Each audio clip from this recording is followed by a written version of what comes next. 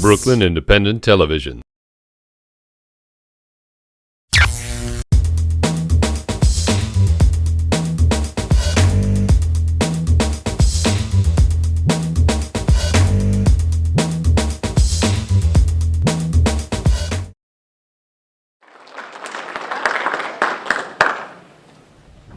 Great, thank you very much, Lori. It's a pleasure to be here at an event sponsored by National Grid. National Grid and its predecessor companies, Keyspan and Brooklyn Union's always been a great corporate citizen, civically minded, and under Ken Daly's leadership, that's just been taken to whole new levels, and we're thrilled to be partnering with them at the Brooklyn Navy Yard.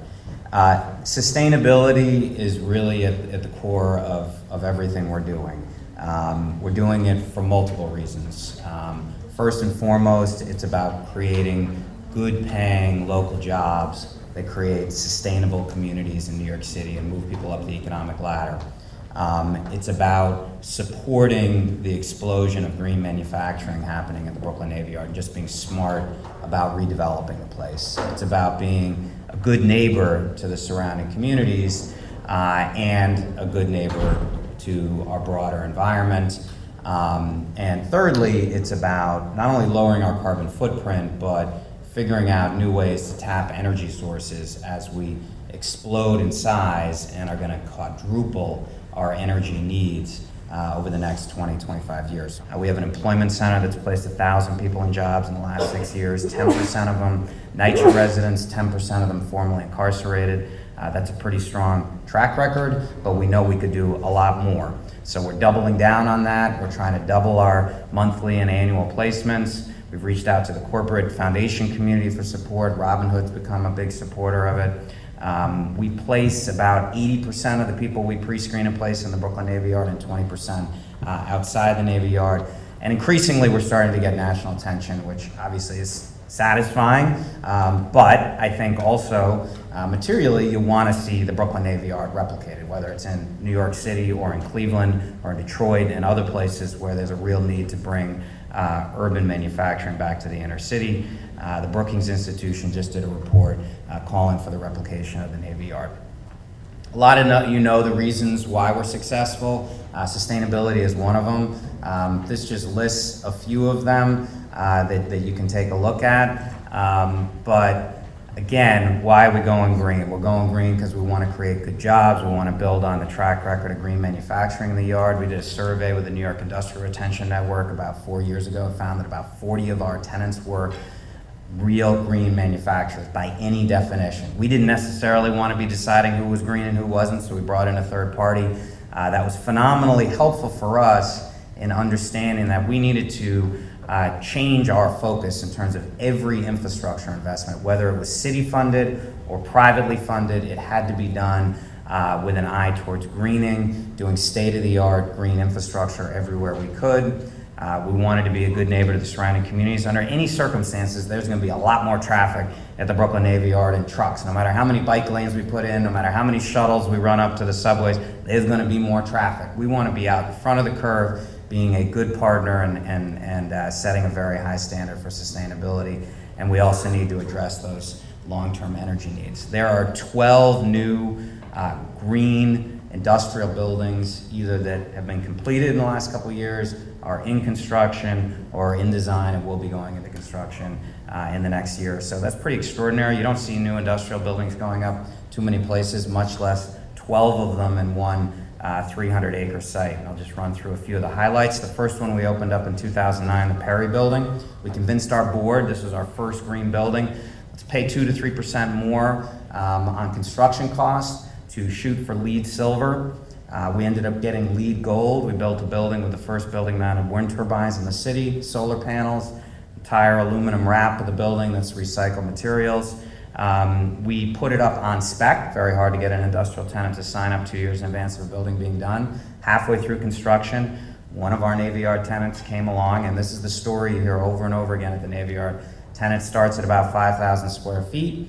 When they need more space, we help them grow. In this case, the tenant had grown to 30,000 square feet. They came to us and said, we'll take the entire building and we'll pay a 15% premium because our clients care that it's a green building. So we didn't know that was going to be the outcome, but we hit a home run, and it reinforced why we were trying to green buildings in the yard.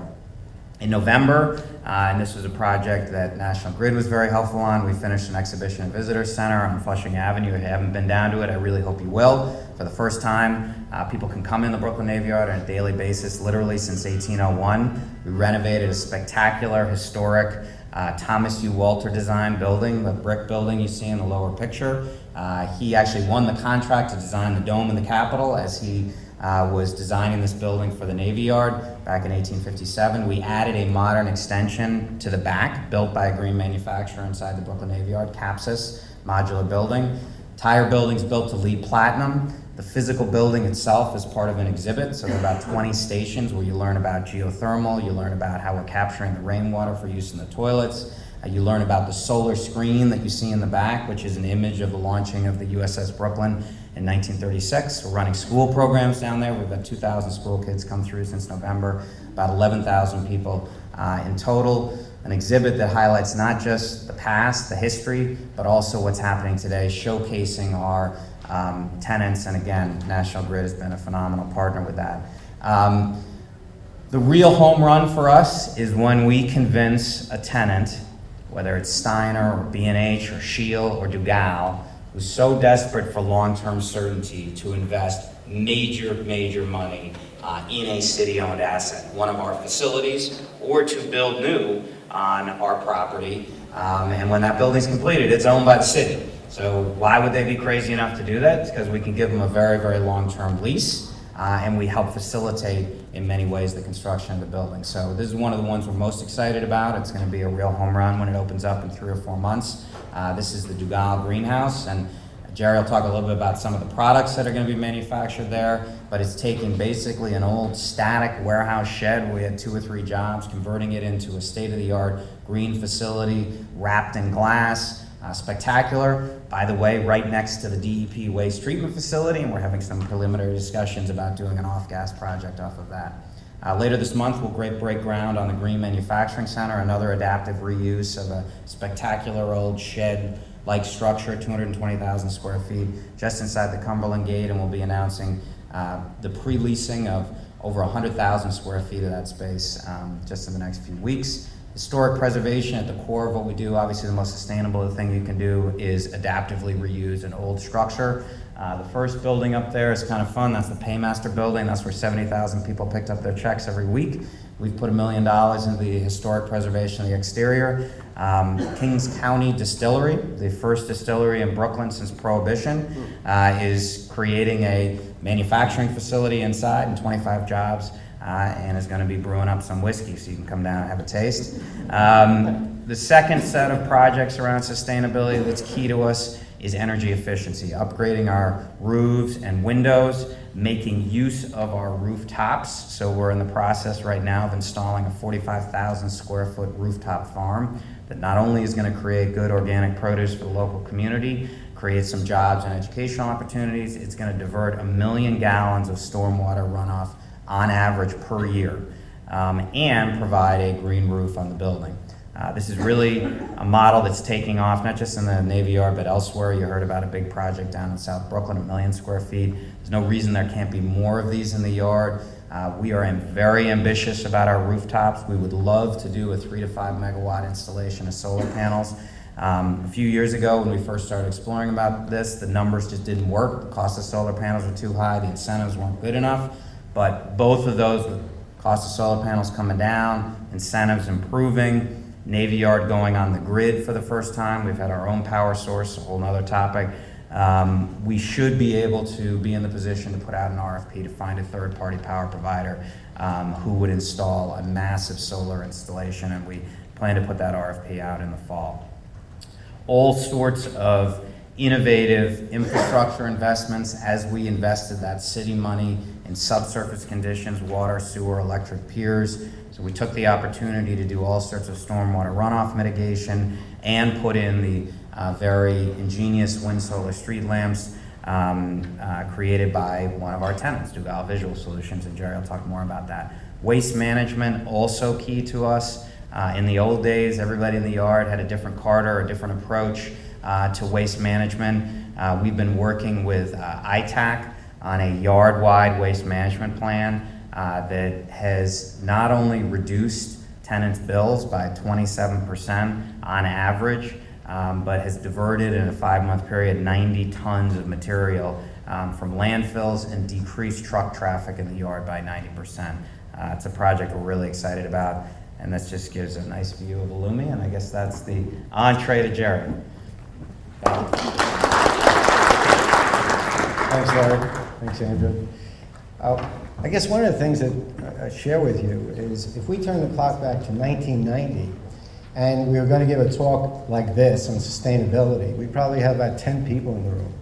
So it's amazing to see all the interest, in sustainability. And it shows that, instead of just talking about it, which we've been doing for years and years and years, we're actually walking the talk. And Lumisolair, I'm proud to be associated with, is one of the ones who is really walking the talk. The other thing, I found interesting when Ken said, I'm a product of Brooklyn too, being grown right down here in South Brooklyn by the Methodist Hospital. So for me, it's exciting to see these things going in Brooklyn and sustainability really having, a new life. Let me talk about the company. The company was started in 2008. And it was started by Baldev Dugal, who Andrew mentioned a few minutes ago, the owner of Dugal Visual Solutions. Baldev, as the story goes, came over here about 45 years ago. And he came from India, and he had $250 in his pocket, he had a camera, and he had a one-way ticket. And what he wanted to do is he wanted to make a career. And he said, where do you make a career? You make it in New York. So he built really a dynasty, Dugal Visual Solutions. And then around 2007, 2008, he turned around and he said, I want to do something else. I want to give something back to society. So I want to give something back to New York, specifically. And so he thought about it for a while, and he said, I want to do something on clean energy. And his daughter said to him, but Dad, you don't know anything about clean energy. And he said, yeah, I know, not yet. He said, but I'm going to find out about it, and I'm going to do something. So he created Lumisolair, which is a wholly owned subsidiary of Dugal Energy Solutions. With that, he looked around and he said, what are we going to do? So he said, wind and solar. Got to do something with wind and solar, and not like some of the other people who've done wind and solar, we have to make it look nice. Coming from the art world, aesthetics are very, very important to him. So he wanted to combine the art and he wanted to combine, the energy and technology, which he's done with the Lumisolair. He wanted the manufacturing to be done in the United States, number one, and with Andrew's cooperation and support, and believe me, he's given the Lumisolair a tremendous amount of support over the years, we were able to put in the projects in the Brooklyn Navy Yard, starting from a base design and now really advancing it, which I'll get an opportunity to show you now. Well, we could avoid 7 1,000 megawatt plants if we put in renewable energy. We eliminate over 33 million metric tons of CO2 if we had all renewable energy on street lighting systems. It would take no maintenance for 10 years. Our system is completely off-grid. There's no cabling that's running to any of these lights or anything else. There's no tie-in to the utility. In New York City alone, we could save almost $50 million a year, which is about half the operating cost, by using the system. Let's take a closer look at the system. On the left-hand side that you see there, that's a system that we just put in a couple weeks ago. It's strictly wind turbines. It's out in California at Long Beach. The picture on the other side of the screen is supposed to show you the anemometer, which is hardly moving, and our wind turbine spinning. One of the unique features about the Lumisolair, and specifically for the urban area, is we actually get a trickle power at 3.5 miles per hour. So you get this slight wind, and we're already creating energy. Our battery system is very unique. Most of the battery systems that are out there today are lead-acid batteries. And the thing about lead-acid battery, that chemistry, is that lead-acid battery does not like temperature.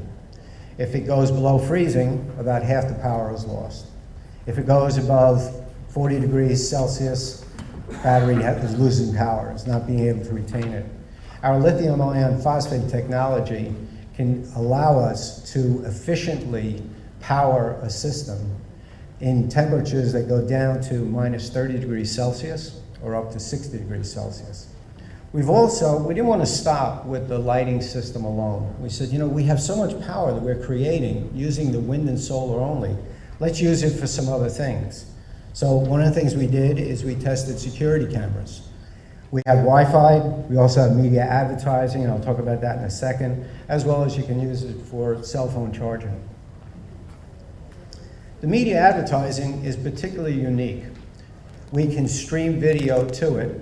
It's very, very low power. It's powered again by the wind turbine and the solar. It also has thin strips of solar within the screen itself, which also helps with the power. And we could show alerts, or we could show, in an area, what the buy of the day is, or anything else. Some of the other opportunities that we're discussing with people, the large Whole Foods development that's going on here in Brooklyn on 3rd Street. Walmart is very interested in installing it nationwide. Dr. Abhinan Rangesh, our CTO, is just coming back from Jordan. We were, with the State Department's help, they contacted a variety of embassies, and the Embassy of Jordan in particular was really wild about putting these systems in. And I was happy 2 nights ago, I actually heard that we have an order for about 9 units already from Jordan. So what's the value proposition? Completely off-grid, aesthetically pleasing, a longer life, security with our security cameras where you can see it live, Wi-Fi, advertising you are using our media pole, charging stations, a positive investment, and creating power at wind speeds of like 3.5 miles per hour. The average wind speed in New York City is about 8 or 9 miles per hour, so there's ample wind for us to install it. And I thank you.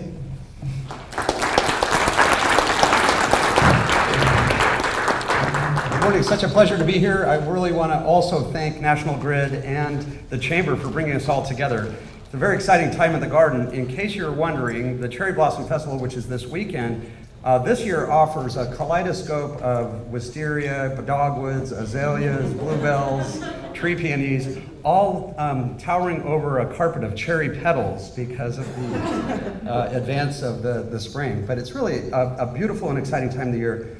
The garden is about 102 years old, and we say about our founders that they basically did everything right. And one of the great things they did was to create one of the longest running and most successful brownfield reclamation projects in the world. The garden was a coal ash dump prior to being converted to a garden. So our commitment to sustainability began with day one. But of course, with an institution this old, we have acquired practices and things that could be brought forward into the 21st century. About 3 years ago, we did a comprehensive environmental audit of our operations, sort of internally, and looked at all of our energy use, our procurement, that sort of thing. And that's really advising a wonderful set of improvements that will really bring us forward. We're a little concerned that unless we begin to address these things, a green place seen as green might be perceived, especially by young people really committed to sustainability, as part of the problem rather than part of the solution, part of the future. So we've got a big commitment to that, and this is an especially exciting time to talk about it because we've got a lot of things that have been long in the planning that are coming together. We've had sustainability commitments all along. From the 1970s, we were one of the first botanic gardens in North America to begin to reduce our pesticide use and move to a less toxic model. And so we do that in the Rose Garden and in other areas, and today with other kinds of best horticultural practices. So those things are there, but there's so much more to do. Today, we're really taking a focus on our 52-acre site and some of the things that we might do to address resource consumption and everything. It's a very exciting time. We launched a $100 million campaign to make about $70 million worth of capital improvements. And so that's what's coming together right now. 4 acres of new gardens, improvements to all 3 of our public entrances, and other things. And so those projects are coming along. One of the first things we did was to create a new herb garden, which I hope you've come to see. It's really extraordinary. It's the first new garden at the Botanic Garden in 55 years, and that opened 2 years ago. And it's not just about herbs, but about food production and such, and there are a lot of good messages for home gardeners there. One thing we're underway with right now is really important. We took a leadership role in the world by In 1910, the first garden that was envisioned at our institution on a remote part of our site was to create a garden that was attempting to recreate the plant communities of New York City prior to European settlement. And the prospectus for that garden, the native flora garden, used the word ecology, which was only 3 years old, so brand new. And so it's really far-seeking. And at a time in Brooklyn when there were still, extant natural patches of native vegetation, most all of which have now been displaced by human settlement. And so that native garden is really kind of amazing and legendary place. It's one of my favorite places in New York. You really feel like you're in the real deal, but it is the product of human hands and of horticulture. What we're underway with today, after 100 years of growing this in, it's become a little shaded out. And so 2 of the sun-loving plant communities that hold many of the endangered plants in our region, the meadows, there were 40,000 acres of meadows on Long Island at the Hempstead Plain, and also the Pine Barrens, where there are a lot of endangered plants. We're trying to recreate those on a pretty good sized site. So that project is underway with really a talented team behind it, and we expect to complete that in the fall. So that's an exciting one. The big one is about water recirculation and about water. We want to be ahead of the ball in thinking about the horticultural use of water in New York. I came from California, where the first question really is about water in anything horticultural.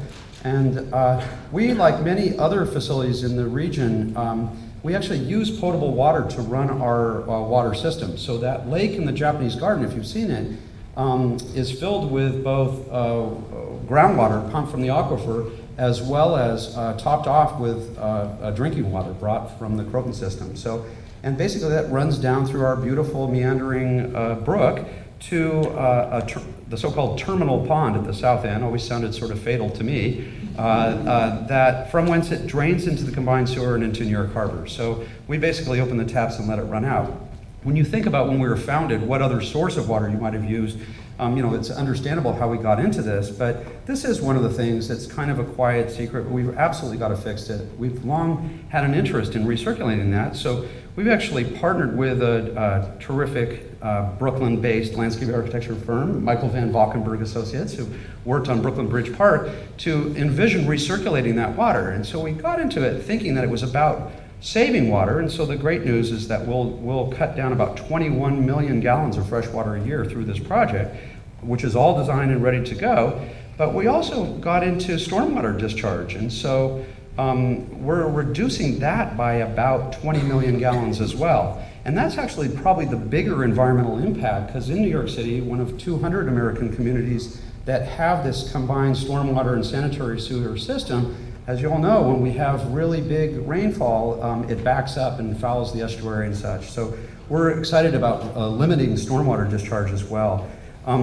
They have designed something that is called the Intelligent Sewer Management Model. So I told our trustees that there would no longer be any dumb sewers at Brooklyn Botanic Garden. We're just going to have the smart one here. And basically that uses really good weather data to, just in advance of a rainstorm, to lower the level of this terminal pond into a dry sewer, because the storm hasn't got here yet, and then allows the storm to fill the pond back up. So that's something that DEP has permitted us to do. It would be novel in New York City and in the region to do this, so we're very excited about this. The big project I'm here to share with you, and the reason we're so excited, we're really working around the clock. It's the race to the end on our new visitor center, which opens in just 3 weeks' time. So this is sort of the swirly footprint. What you're looking at the bottom of the slide is Washington Avenue, and on the right side of the slide, the entry to the parking lot we share with the Brooklyn Museum. There are some rain gardens, so-called aquifer recharge facilities. We're not actually putting stormwater into the sewer system here. We're handling it all on site, but a number of other sustainable features. This has a geo-exchange or geothermal heating and cooling system. We dug 28 wells 400 feet in the earth, and we're pumping that groundwater and running it through a radiant flooring system that both heats and cools the building in season. And that thing works magnificently. This mild winter, there's no need for any supplemental heat. Some of the other sustainability features include a lot of recycled materials Brooklyn produced into the construction. I mentioned the rainwater. There is an interesting glass system, this fritted glass, that limits how much solar gain there is in this beautiful new event space, and that also minimizes bird strikes. We were a little nervous when Audubon called us and wanted to be a partner on the design, And actually, they've featured this project as really a good way to do this. So there's another environmental consequence. And this is that beautiful event space with sort of a leaf-shaped roof. I want to finish with just a little short video clip showing how we planted the roof.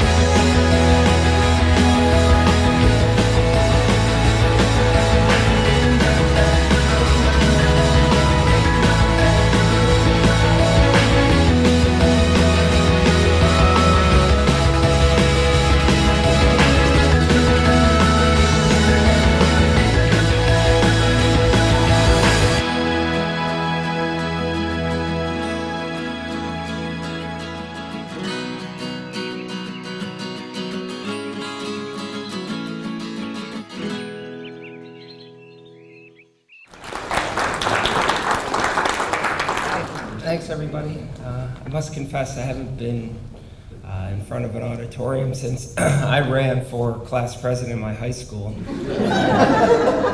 Let's hope this turns out better than that did. I'm speaking on behalf of Broadway Stages, so I'm speaking, but the real story here is Broadway Stages and Tony and Gina Argento. So I thought I'd start with a little background on Broadway Stages. They are one of New York City's largest full-service film, television, music, video production facilities. Their headquarters are located in the Greenpoint section of Brooklyn, which hope everybody here is very familiar with. We're located there as well. They've actually become a pretty integral part of Brooklyn over the past 25 years.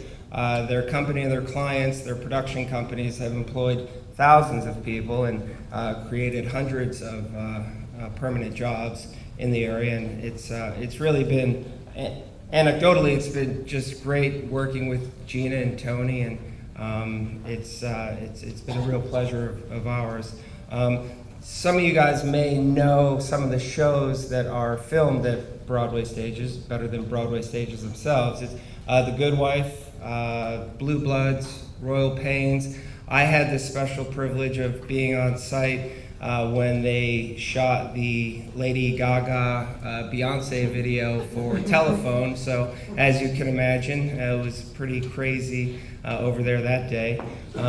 Regarding the solar installation that I'm up here speaking about, and we'll show you guys some cool pictures and let you know a little bit about the process and how it all came to be. Gina mentioned to me the other day, she said, for us, the solar project demonstrates our commitment to both the film industry and to the people of Greenpoint as a whole. We're proud to build an energy infrastructure project that provides a long-term benefit to our neighborhood. And once you guys see this system, you will understand what we're talking about here. So in terms of what it is I'm up here talking about, Broadway Stages has built a 466 kilowatt system spread over 7 of their film and sound studios. And to give that some sort of weight or perspective, the total capacity of solar installations in New York City as a whole is about 8 megawatts. So Broadway Stages represents about 7% of the total capacity that has been installed to date in New York City. They have an additional 550 kilowatts planned at their upcoming facility that's under construction now at 359 Kingsland, which is also going to be 7 stages. So by the end of 2012, they will have over a megawatt of solar capacity here in Brooklyn. It's really quite an amazing story. Since January of 2011, the active systems have generated about 575,000 kilowatt hours. Again, to put that in some sort of perspective, I think I'm jumping ahead here, but the average home may consume between 5,000 and 6,000 kilowatt hours. So referencing what was mentioned before about taking cars off the road, this is the equivalent of about taking about 1,000 cars off the road. It's a pretty incredible size system that they've put up. The solar generation will offset 95% of the usage at 3 of the 7 studios, and overall they are reducing about 30% of the total consumption that takes place at the over the 7 facilities. And you know, one of the benefits is of solar in particular is that it works when energy is needed the most, and during peak sun hours and peak grid capacity, the solar is operating. And as one of the other benefits to doing the system here at Greenpoint, it was named one of the solar empowerment zones, which is a strategically selected geographical region within New York where solar power is most viable and beneficial from a technical standpoint. So some solar basics for the people in the room who would like to know a little bit about it. We do PV, so we take the sunlight and generate electricity. The photovoltaic modules consist of photovoltaic cells that convert the sunlight into electricity throughout the day. They do so by absorbing the photons of light and converting those into electrons, which produce a direct current of power. For Broadway stages, the module uses a 280 watt panel, which is pretty big. It's 77 by 39 by 2, so about 6 feet by 2.5 feet and about 2 inches thick. And because of all of our electrical equipment is using alternating current, the electricity must be conditioned from DC to AC through a critical piece of equipment called an inverter. And the typical solar design will you can fit about 10 watts of solar power per square foot of unobstructed roof space. As an example, that 5 kilowatt system I was referencing for a residential, because to understand it, the basic building block component, you're talking about a 5 kilowatt or 5,000 watts, typically measured in terms of kilowatts. 5,000 watts can meet the annual household energy needs, requiring about 500 square feet of roof space. Stage 10 has an 80 kilowatt system covering about 8,500 square feet, and in 2011 that system generated about 95,000 kilowatt hours, offsetting 30% of the usage there, which is one of the stages that films The Good Wife.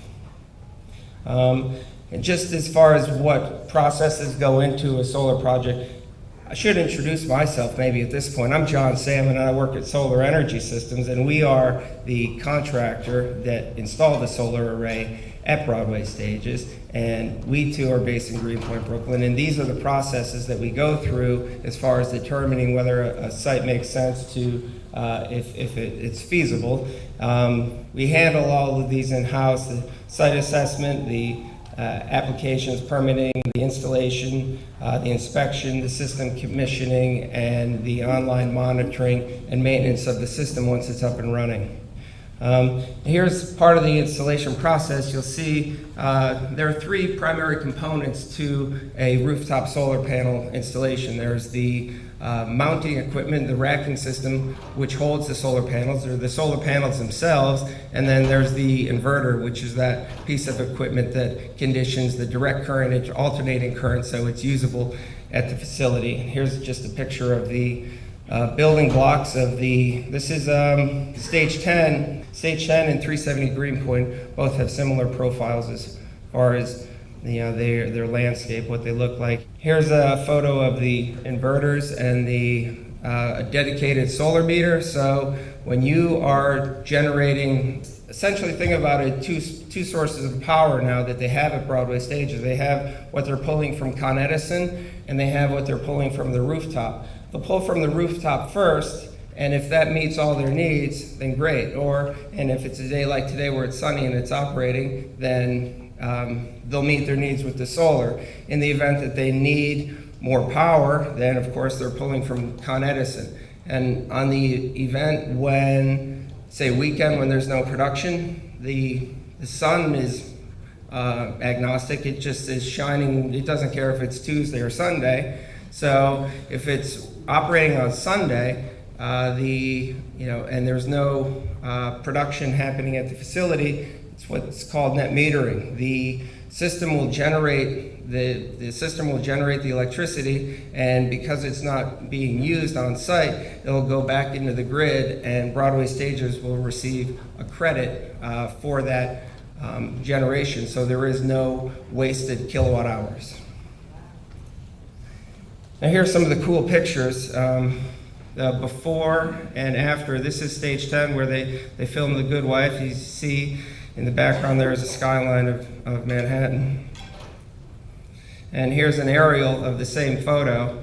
So again, right there, that's about 8,500 square feet of roof space that is being used for the panels. You'll notice the design, we keep off of the side of the building for fire department code. We're 6 feet off the side. And then the other areas where you'll see we just are avoiding any sort of shading concerns. One of the big questions about solar is, especially in New York City with all the tall buildings around, yes, that is true. You can't put solar in the shade, so it does not work unless it's getting hit by the sunlight. But not only tall buildings shade it out, but also rooftop units will also shade it out. So you need to be mindful of that to make sure that your design is compliant and that you're not putting solar in an area where it won't work. Here's you may have seen this one. This is 203 Messerol. This is a total of 5 stages this is where Gina's office is. This is where I go to say hello and swing by and check in on everything. This is multiple stages. I believe this is where they film Royal Pains, as well as where they have some of their other production facilities in there. And I believe I know there was mention earlier of the Newtown Creek. Here's a photo of that system of the wastewater treatment center directly across the street. This is 370 Greenpoint. So right here they have a total of 144 kilowatts installed on this rooftop directly across the street from the wastewater treatment center. This is also 370 Greenpoint. And one last of an aerial overview of the Greenpoint system 370. Here is a photo of Gina. One of the beautiful things about Broadway stages is their community involvement, their reach out. They're hosting a upcoming Earth Science Week. A couple of slides that I didn't have here are of the rooftop garden that Broadway Stages has on Eagle Street. So I think we saw a couple of photos. They've also done a couple of white roofs. So solar is just one of the components that Broadway Stages has really brought to bear here in continuing and putting forth their efforts towards sustainability. So thank you very much. And if I had any questions, I'll be around. Thanks. Thank you, and special thanks to the Brooklyn Chamber and National Grid for hosting such a great morning. It's great to see so many, some familiar faces and some new people, and I hope to bring everyone down, who hasn't been down to the park, and come down to the park as we start our spring season. But this morning I'll focus on sustainability at Brooklyn Bridge Park. There's been so many elements both in our design and our operation, and we hope our visitors who are approaching sustainability at the new park. And as many of you know, Brooklyn Bridge Park is largely at this point a city managed project. We're funded almost at 75%, $300 million. Most of that city money being built to build the park, but all of our financing, of course, comes from revenue from the site. That's another aspect of sustainability, because we use the revenue generated from our site for all of our maintenance operation. The goals here, though, is to reuse as much of the existing site structure as possible, and as you can see on the slide on the left, we're a former Piers 1 through 6 and some other city-owned and state-owned properties. Brooklyn Bridge Park is 1.3 miles of the Brooklyn waterfront. Our goals to preserve the cultural legacy of this wonderful shipping site, and also to reduce the resources used in the park's transformation and operation. Structural economy was really a key part of our design. Our design team was led by Michael Van Valkenburg and associates. And I think that they had a very, very unique process on how to build a waterfront park. Most of our site is on piers. We have 4 piers that are 5 acres in size each, so that's a tremendous amount of site on pile-supported structure. And some of it is on land, and so you know the upland portion, which is mainly banked against the BQE. And I think that idea of structural economy was to put program out on the piers that didn't require a lot of weight, and then build beautiful topography in the areas that we had available land. And that idea, which is a very simple idea, I think is really guided our programming and the way we designed our park. You can see the top slide here is the fields that are under construction at Pier 5 at the foot of Geralman Street, and that's on a 5-acre pier. It's literally the size of Bryant Park. And so this is a very, very economical and efficient way to design the park. We didn't have to build new topography to provide this great landscape feature of fields on Pier 5. And yet on the bottom part of the slide, you see our upland and greenway design for the section of the park adjacent to Pier 2, where since we had land, we were able to build beautiful topography and rolling hills. In terms of recycled materials, that's been a real theme of our park in terms of reuse. And I think most notably, it's been the reuse of the pier sheds that I think will be our strongest and most well-known portion of the park design. Again, on Pier 2, we are reusing the entire steel frame of the former Port Authority shed to provide 5 acres of course sports, and this project will go into construction in July of this year, and they'll be covered court sports, basketball, inline skating, handball, and other court sports, and we're able to use that shed. You can see the slide on the right is the Pier 6 pier shed frame, and this is a space where we use the vestigial portion of the shed as a way to harken back to the past when there were all the Port Authority sheds on the site. I think another great portion of reuse is the reuse of wood on the site for all of our benches. And there were 3 former warehouses on our site, the cold storage warehouses. And those warehouses were made of old-growth, long-leaf yellow pine, which was carefully salvaged. This is what I call my custom furniture project when I built the park. And that wood was remilled in Greenpoint, coincidentally, to provide all of our park benches. So this was a great project where we reused what was on the site for all our great benches. And also our playground at Pier 6. So all of the wood here you see was reclaimed from the site as well. Salvage granite. This is another great reuse story for New York City, and especially New York City and its agencies. We've used extensive amounts of salvage granite from our city's bridge projects. So as DOT has needed to rebuild bridges, we've used granite from both the Roosevelt Island Bridge and the Willis Avenue Bridge, and brought that granite down to use that for our materials. So this is a wonderful slide of our granite steps on Pier 1. This is all granite that was reused from the Roosevelt Island Bridge. We have this wonderful relationship with the city DOT now, where as they are dismantling piers of bridges, they'll ship some of that granite down to us. So it's been, I think, a really wonderful partnership on the government side, and provided frankly, a material that we would have never been able to afford on the site.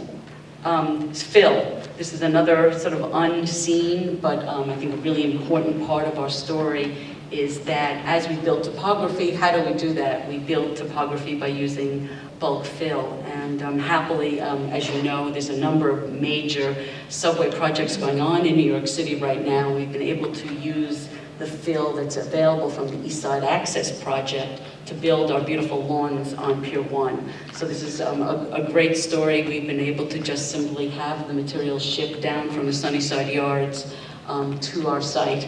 We will be continuing this program starting this summer as we build the new hills adjacent to Pier 3. We'll be doing the same thing, bringing fill down from the East Side Access Project. Sustainable operations has been also a key part of what we do at Brooklyn Bridge Park. And park design has been incorporated into building a great sustainable operation. In terms of solar energy, although we are on the grid for our electric use in terms of lighting, all of our park vehicles are powered by a small solar charging station that we have that was donated to us. So we're very proud that we've started this program and hope to grow this as our park grows. In terms of stormwater management, and I harken back to Scott's presentation because this is a very, very important part of our park design, is recapturing as much rainwater as we can for our own irrigation purposes. So one of the first portions of our site project that was underway when we started construction in 2008 was installing hundreds of thousands of gallons of tanks to store rainwater. And the photo on the left is Pier 1. This was the first installation of our stormwater retention tank. At this point now, we have tanks of this size at Pier 1, Pier 6, at Empire Fulton Ferry, and then we'll be installing a new one at Pier 3. And this really gives us the opportunity to capture as much rainwater as we can to use for our irrigation. And I think you can see from the slide at Pier 3, the water garden at Pier 1 is the beautiful sort of visual amenity that's attached to the stormwater garden, because the rainwater is all guided through a complex system of beautiful water gardens and then is stored in our tanks. Green roofs, I don't have a video. I wish I had a video. But we've also used green roofs in our small gatehouse buildings, and it's a really important part of our park architecture is to use green roofs in our new buildings. And then when it comes down to maintenance, I think this is really where we can bring these sustainable ideas to our visitors. And this has been a really important part of our message, and I think also, frankly, one of our challenges as we continue to open more park and have more visitors at the site. So everything we've been doing in terms of park horticulture has all been organic to this date, and I think we have some great models in New York City. We work closely with Scott and his team, and also with Doug Blonsky in Central Park and Tessa Huxley at Battery Park City to really start a conversation in New York City in terms of park standards on organic practice. So that has really been really very important and exciting. It's also honestly it's the best place to start when you have a brand new park, right? So you're not undoing previous systems or previous traditions. In terms of our park recycling, everything is recycled on the site. You see our cans all lined up, and that in terms of trash management, I think one of the important parts of trash management, and I sound like a real operations person here, is to get people to understand that you have a great clean site because because people don't litter and people really understand that from really the step in. And, you know, in the national park system, there's this garbage in, garbage out mentality.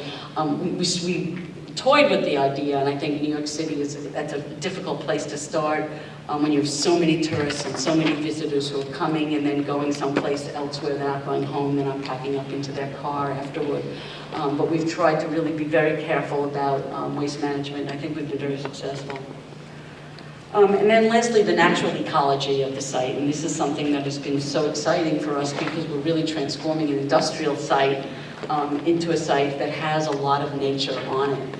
And I think this goes back to our park design. The park design has been very, very careful to bring ecology to the site that works well in a site that's very, very exposed to the conditions of the harbor in terms of wind, in terms of sun, and of course in terms of salt air. But I think they've done also a beautiful job of that, and it's been really, this is another great shot of our water gardens. There's also a lot of complexity at our edges. We don't have a site that's fully bulkheaded. This is a way that we can address waterfront conditions in the most economical way. We're not rebuilt when bulkhead fails. We try to replace it with as much natural edge as we can. And you can see some great slides of the natural edges here. This also has the added benefit of creating new areas of habitat in the East River. And then lastly, in terms of habitat creation, another aspect is really choosing the right plants and choosing the right environment to really foster new habitat. And I think that's something that we're just starting. We have part of the Audubon count now, and we're really trying to be very careful about making sure that we have a very rich environment for nature.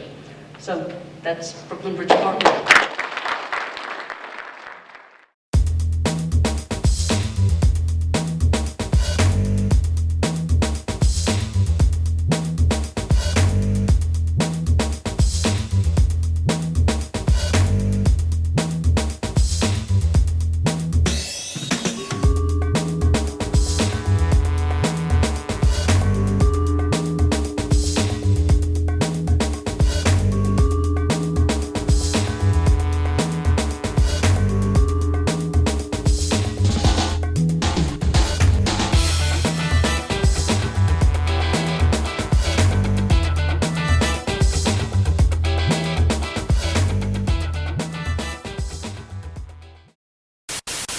Watch this and other Brooklyn Independent Television episodes online at brickartsmedia.org/BIT.